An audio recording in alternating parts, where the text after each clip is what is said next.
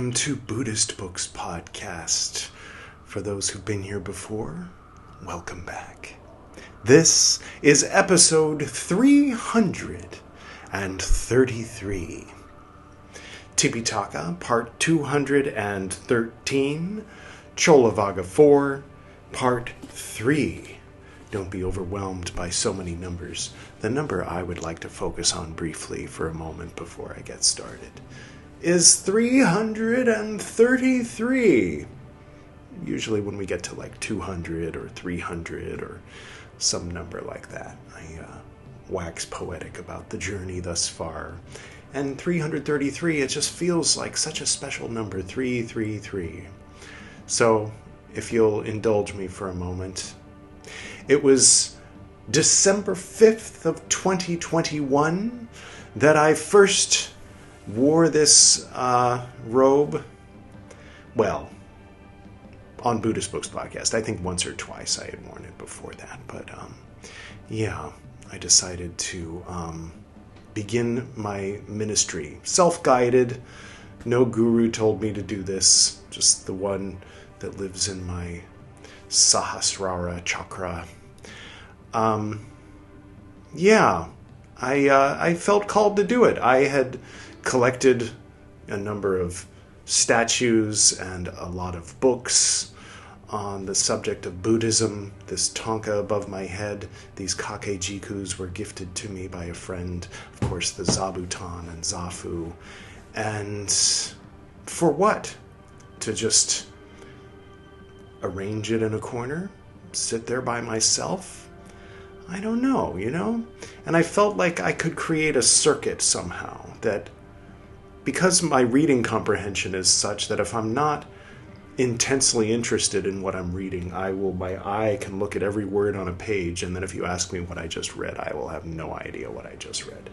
But if I'm reading something aloud, then I hear myself read it, I'm saying it out loud, there's a lot more going on for each word of the experience, and then if I record it, and then I play it back for purpose of editing, adding music, and then if I listen to it again, then it really starts to get absorbed.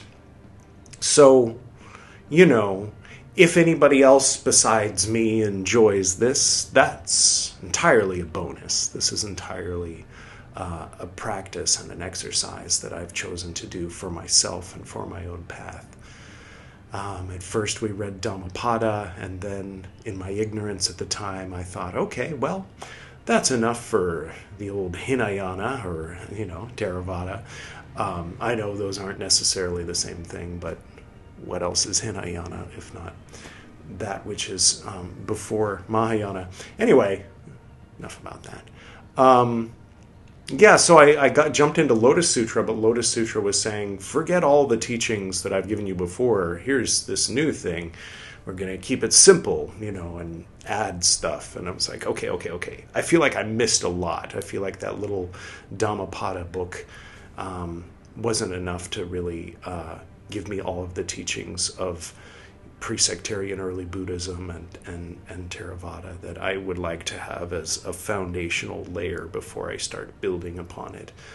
Mahayana, so I contacted the Polytext Society in London. Thank you, Polytext Society. I know I give you guys a hard time, and I hope that I hope you understand that there's love there somewhere underneath all the frustration with the way that you guys have decided to do things. But no. I appreciate you very much. Anyway, as much as you can appreciate anything British. What are we talking about here? Yes, so their heart's in the right place, I think, mostly. So they sent me this all the way from London to India, which is where they come from. So it's kind of funny. You go to India, and then you have to get the teachings of Lord Buddha from London. Then while we were waiting for that, we dove into the Jain Sutras. I don't know if you knew that we read 25 episodes of Jain Sutras in preparation to dive into the Tipitaka, of which, again, we were on episode 213. So this has been our primary focus for a while now. I don't know how many years. I think probably 5-ish or probably close to 4 years. We began in Anjuna, Goa, then we continued in New Delhi, and then we continued in Majorda, then we continued in the vicinity of Porvorim, North Goa, and no doubt we will continue in other places. Is that foreshadowing? Take it as you will. And yeah, it's been quite a journey. And for a long time, I made Tipitaka, I insisted that I was going to read nothing but these books until I finished them, before I realized how long that will take if you talk as much as I do at the camera and only read for 20 to 30 minutes per episode. And then, began to, bring in the clock and all on the zero, we're reading Life and Liberation of Padmasambhava. That was the first thing we started, was every 10 episodes we would take a break from Tipitaka to read that. And then eventually we added the Shingon at the 5, and then we added the Zen Buddhism at the 8 and the 2. And then we made the 2 the Platform Sutra. I think that's how it went. And then most recently we added the Nagarjuna for the 9, which I'm really having difficulty integrating with the rest of the practice. But still, 5 out of 10 episodes is the Tipitaka, the root of the tree of this entire project, which then, after the first 2 years and some months, I guess it was after 2 years of Buddhist Books Podcast, when people from US were coming to visit me and were surprised that I wasn't wearing this robe when I answered the door. I thought that, plus a number of other things, plus I have another bookshelf. I don't know if you know. Let's just show the bookshelf. I think, were you able to see that? And a number of books over there that are not related to Buddhism, although some of the books over there are related to Buddhism because they couldn't all fit here. And there's a separate Buddhist bookshelf over here, and then there was not enough room here and there for them all, so some of them are over there. And we've got the Buddhist Books B-sides for a couple of them, the 14 Dalai Lamas, and Milinda Panya is behind me. I don't know. I hope you don't mind me just ranting, reflecting, kind of doing an overview. Long story short, we began a separate sister podcast to this one called Chicken Philosophy, which was originally the place where I would finally break down and read Carl Jung's Black Books, which had been sitting in my shelf for a while at that time. And then gradually we added more and more and more to Chicken Philosophy, and then it started to, kind of take over, and so now there's a strictly enforced 1 Buddhist Books episode for every 2 Chicken Philosophies. And every 5 episodes of Buddhist Books, we do Buddhist Books B-sides, and every 5 episodes of Chicken Philosophy, we do Chicken Philosophy B-sides. So there's so many branches to the tree now, and it's all very organized. And we try to stick with the organization. By we, of course, I mean me. But yeah, I mean, if you're interested in, hearing me read things aloud and make rude comments, then by all means click through and subscribe to Chicken Philosophy. There's fewer rude comments on Buddhist books, though it's not without its rude comments. But I try to be constructive with them. I mean, if I don't just blurt things out if I legitimately have an issue with something I'm reading. And it tends to be more personal to me because I've always considered myself Buddhist at heart. See, my dad taught me that thing my dad taught me when I was 6, and, introduced a lot of the basic ideas, and I sort of absorbed a few other layers from people that I cared about as I was growing up, and then sort of more or less considered myself an expert, foolishly, the whole Dunning-Kruger effect thing. And then eventually came to India on a Buddhist pilgrimage and ended up staying here. But I didn't want to, partly because of trauma from earlier parts of my life in cults.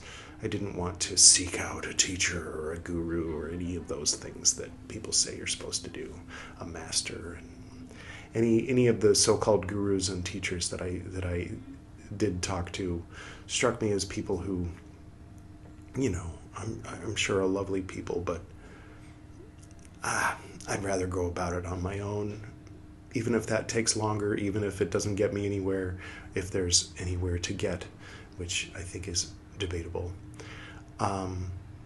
It's just the path that I've chosen to take.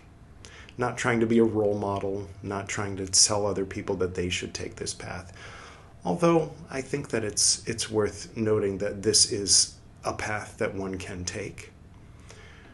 I mean, not exactly one-to-one what I've done, but a person can take up a discipline of reading ancient scriptures and reflecting on them, and slowly, patiently, but persistently work their way through the teachings and absorb them, reflect on them, mull them over, not necessarily just accept things as dogma, unless that's what you're into.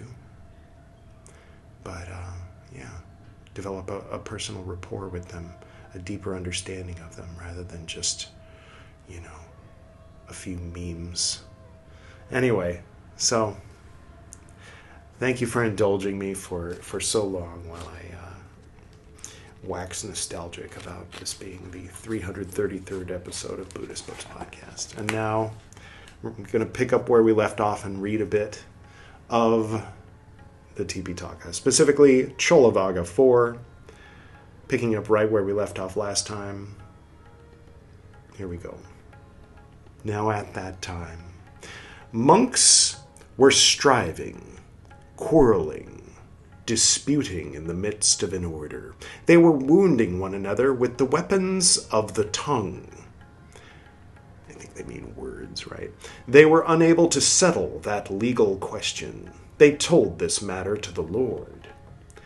He said, quote, I allow you, monks, to settle this kind of legal question by the decision of the majority. End quote. A monk possessed... Is that an end quote? Okay. A monk possessed of 5 qualities should be agreed... That's not an end quote. What is that? It's just an apostrophe hanging there after the word majority and a footnote. The footnote says, Yabu Yasika, as long as the majority are speakers of Dhamma. Okay, right. Sure. But he's still talking, in spite of the fact that there seemed to be an end quote. I'll just keep reading. We'll just let it go. Sometimes there's typos and things. A monk possessed of 5... Miss Horner, she tries. That's I.B. Horner. She was president of Polytech Society for a while, and she translated these. So far, everything we've read so far in these books has been translated by her. Okay. A monk possessed, I think she had a cousin who became a Theravadin monk. Anyway, a monk possessed of 5 qualities should be agreed upon as distributor of voting tickets. One who would not follow a wrong course through favoritism, who would not follow a wrong course through hatred, 3 dots. Presumably one who would not follow a wrong course through is in those 3 dots. Through stupidity, 3 dots. Through fear. Who would know what is taken and what is not. Footnote on that, referring to the voting tickets. Okay. And thus, monks, should he be agreed upon. First, a monk should be asked. Having asked him, the order should be informed by an experienced, competent monk, saying, quote within quotes, Honored sirs, let the order listen to me. If it seems right to the order should agree upon the monk so-and-so as distributor of voting tickets. Voting is in parentheses, so distributor of tickets. This is the motion. Honored sirs, let the order listen to me. The order is agreeing upon the monk so-and-so as distributor of tickets, voting tickets. If the agreement upon the monk so-and-so as distributor of voting tickets is pleasing to the venerable ones, they should be silent. He to whom it is not pleasing should speak. I have a question. If someone has an issue with the distributor of voting tickets, can they Just vote and the majority can agree on who distributes the voting tickets? No, probably not. Okay, keep reading. He to whom it is not pleasing should speak. The monk so-and-so is agreed upon by the order as distributor of voting tickets. It is pleasing to the order, therefore it is silent. Thus do I understand this. And quote within quotes, but Lord Buddha is still talking, still explaining this process. Monks. There are 10 distributions of voting tickets that are not legally valid. 10 that are legally valid. What are the 10 distributions of voting tickets that are not legally valid? When the legal question is only trifling, and when it has not gone its course, and when it is not remembered or caused to be remembered, and when he knows that those who profess non-Dhamma are more in number, when he even thinks that those who profess non-Dhamma may be more in number, if he knows that the order will be divided, if he even thinks that the order may be divided, if they take the tickets not by rule, if they take them in an incomplete assembly, and if they take them not according to their views, these 10 distributions of voting tickets are not legally valid. What are the 10 distributions of voting tickets that are legally valid? When the legal question is not merely trifling, and when it has gone its course, and when it is remembered and caused to be remembered, and when he knows that those who profess Dhamma are more in number, when he even thinks that those who profess Dhamma may be more in number, when he knows that the order will not be divided, when he even thinks that the order will not be divided, when they take the tickets by rule, when they take them in a complete assembly, and when they take them according to their views, these 10 distributions of voting tickets are legally valid. End quote. I have a question. If there are 10 monks and 6 of them speak Dhamma, and 4 of them speak non-Dhamma, Dharma for you Sanskrit folks, Dhamma is the Pali way. Anyway, and then they vote, and the majority, 6-4, vote in favor of something, but 4 of those who vote in favor of it are the non-Dhamma speakers, and only 2 of them are the Dhamma speakers, and 4 of the Dhamma speakers voted against it. Does it pass? Just let that question hang there. Maybe they'll address that situation, maybe not. Okay. Now at that time, the monk Uvala, on being examined for offenses in the midst of the order, having acknowledged, denied, he shelved the question by asking another. He told a conscious lie. Those who were modest monks, spread it about, saying, quote, how can this monk Uvala, on being examined, tell a conscious lie, end quote. Then these monks told this matter to the Lord. He said, quote, is it true, as is said, monks? That the monk Uvala told a conscious lie and all that other stuff is left out in favor of 3 dots, because the Polytext Society figured, why write out the ancient scriptures when you can just put 3 dots? Okay. I love you, Polytext Society. Thank you for everything. You're so cool. Everybody should buy these books. Okay. Are we good? We're good? Okay. End quote. Quote, it is true, Lord, end quote. Having rebuked them, having given reason to talk, he addressed the monks, saying, quote, well then, monks, let the order carry out a formal act for the decision for specific depravity against the monk Uvala. And thus, monks, should it be carried out. First, the monk Uvala should be reproved. Having reproved him, he should be made to remember. Having made him remember, he should be made to confess the offense. Having made him confess the offense, the order should be informed by an experienced, competent monk, saying, quote within quotes, "Honored sirs, let the order listen to me. This monk Uvala, on being examined for offenses in the midst of the order, having denied, acknowledged, he told a conscious lie. If it seems right to the order may carry out a formal act for the decision for specific depravity against the monk Uvala. This is the motion. Honored sirs, let the order listen to me.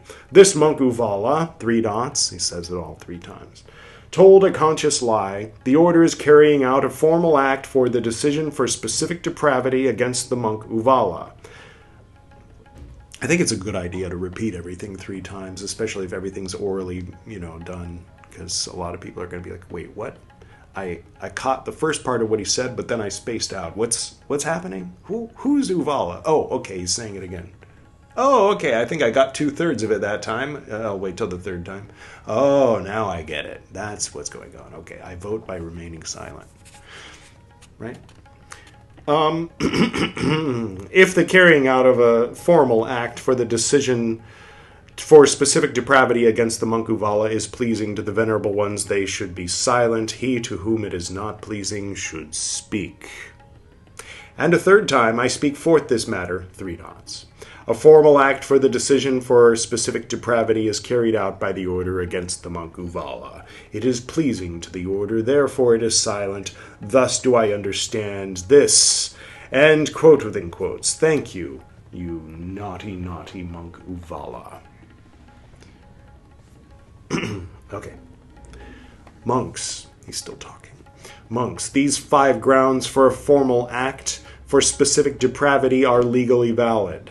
If he becomes impure, and if he is unconscientious, and if he is fault-finding.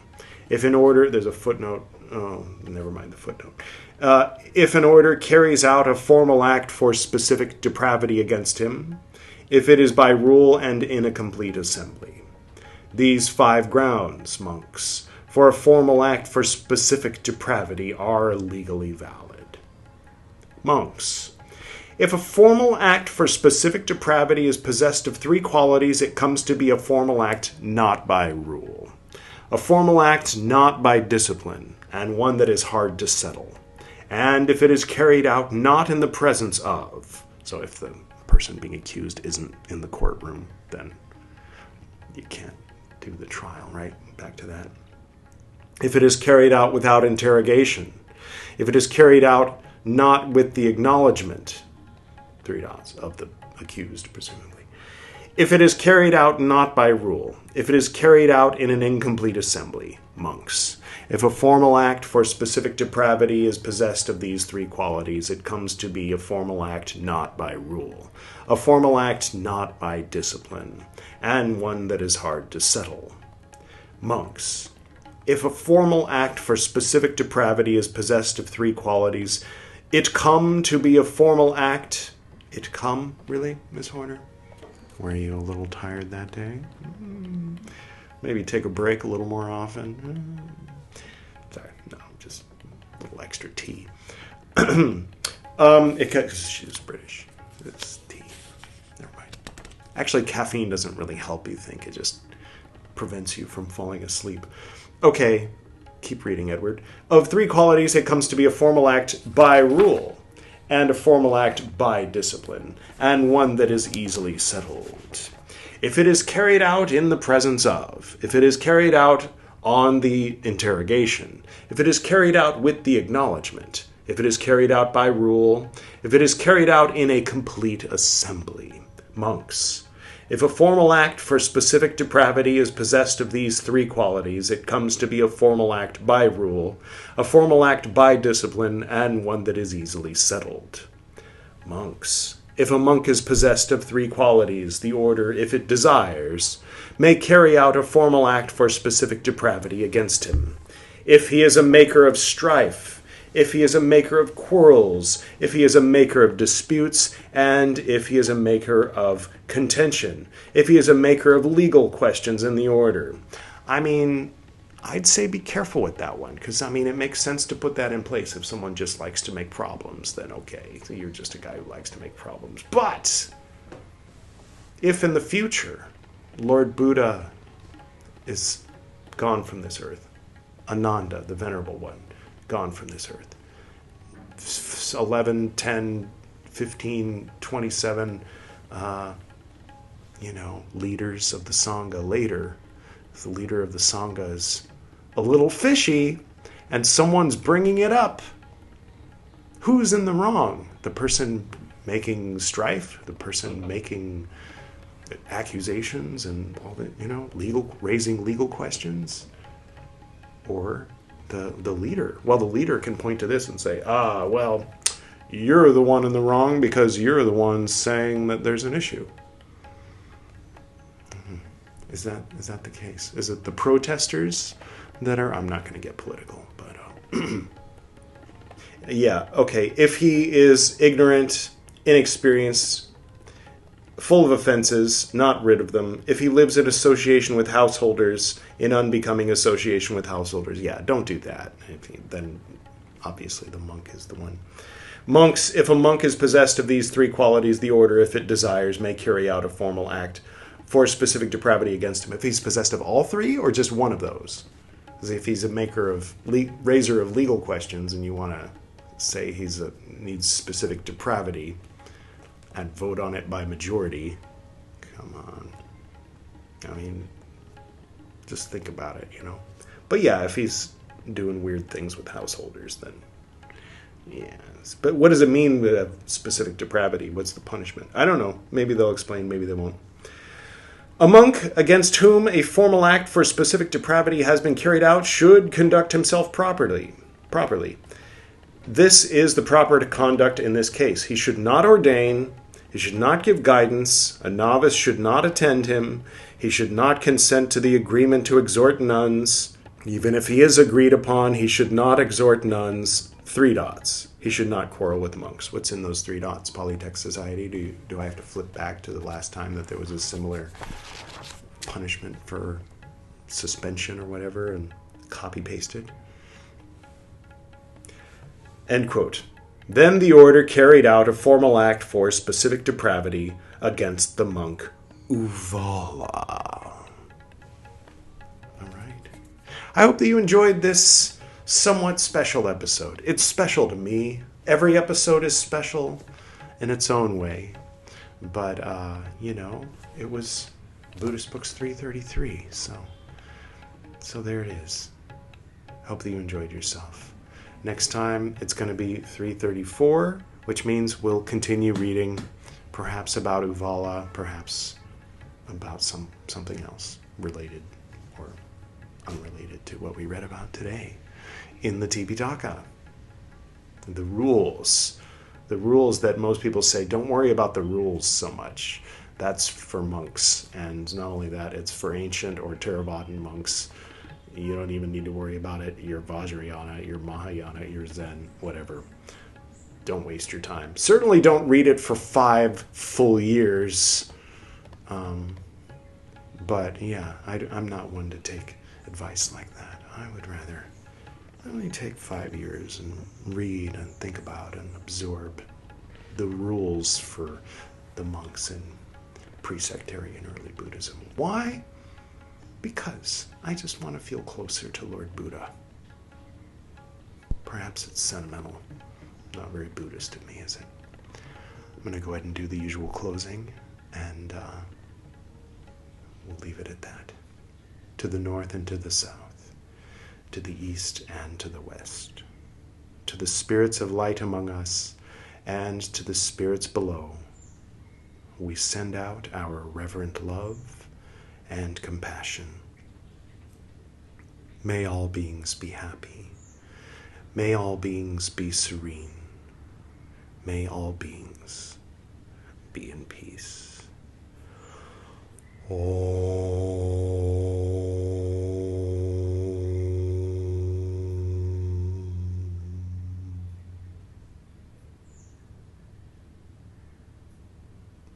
Until next time.